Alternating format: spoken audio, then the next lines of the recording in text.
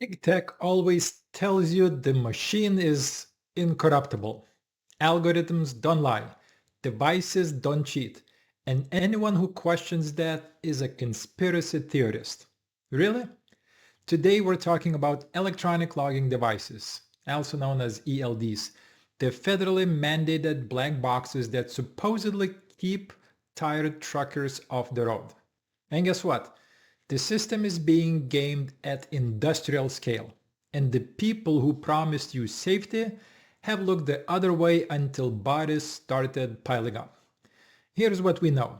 Roadside inspectors across the US and Canada have been encountering a wave of too perfect driver logs, records that show immaculate compliance with federal hours of service rules, with none of the real-world messiness of actual driving.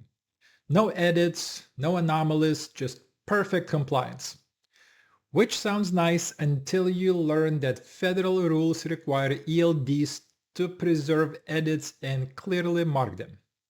If the file looks pristine, it's often because someone scrubbed it. That's not safety, that's fabrication. The tell is hiding in plain sight. While many inspectors accept a simple PDF summary over Bluetooth and move on, compliant devices must also produce a standard CSV, a spreadsheet with specific columns mandated by the Code of Federal Regulations. Open it, and within seconds a trained eye can see if driving times was manually altered. The ELD Tech standard literally forbids shortening automatically recorded drive time. But when bad actors do it anyway, the CSV exposes the manipulation if anyone bothers to look. So why aren't they looking? Because the enforcement culture has been about checking the driver, not the device. Scan the screen, see green lights, move along. Meanwhile, a cottage industry popped up to fix your logbook for cash.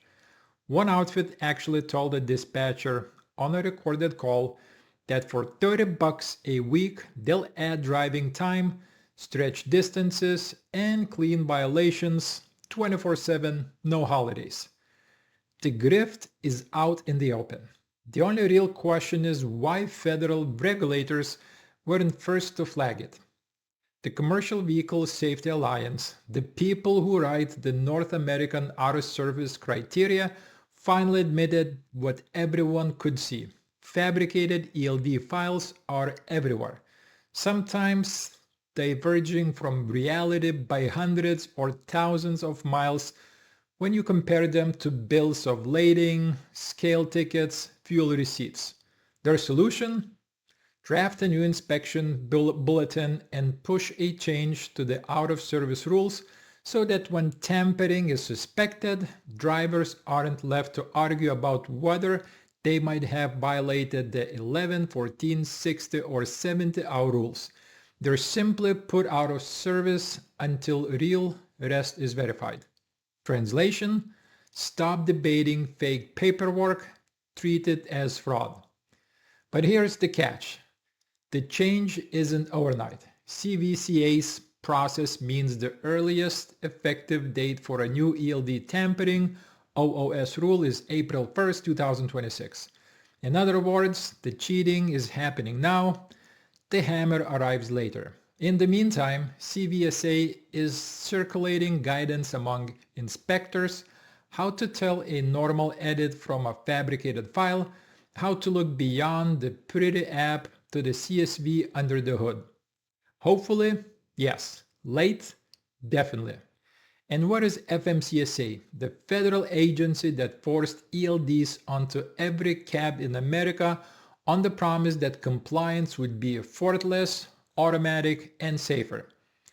They don't test device code before it goes on their registered list. It's self-certification.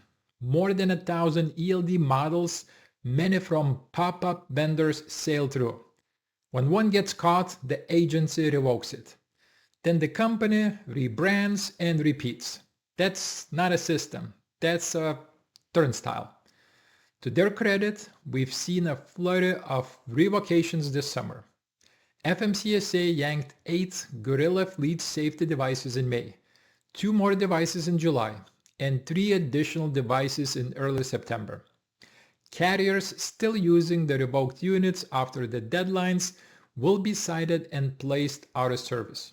Good, necessary, but reactive, yank the worst offenders after damage is done, while the rest of the marketplace plays whack-a-mole with your safety. If you want to understand why this matters, consider what happened on I-20 near Terrell, Texas at the end of June.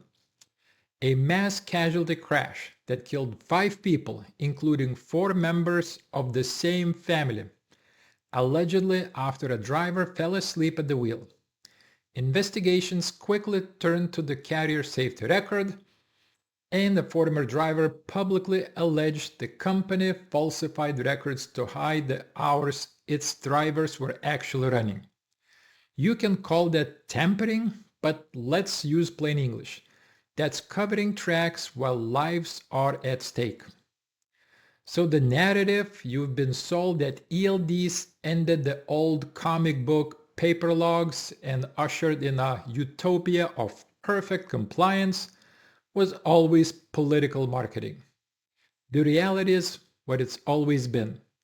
Rules without honest enforcement become performance art. When roadside inspections stop at the glossy PDF and never open the CSV, they're not enforcing. They're rubber stamping. And when regulators outsource integrity to self-certified vendors, they're not protecting the public. They're protecting talking points. What should happen right now? First, every roadside inspector should demand the standard CSV, period. Pull it up, compare the automatically recorded flags, look for manual reassignments of drive time. It takes minutes, not hours.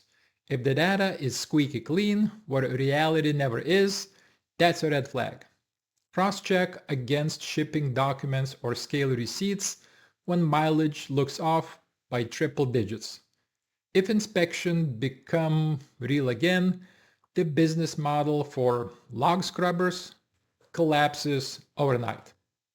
Second, FMCSA should end the self-certification charade. If your device records safety critical data that can be weaponized in a civil or criminal trial, it should be vetted like an aircraft part. Review code, verify temper resistance, and require event-level audit trails that can be deleted by a vendor in Minsk at 2 a.m. If you can chase vape flavors harder than you chase log fraud, your priorities are upside down. Third, make the penalties immediate and painful for the people who profit from the scam.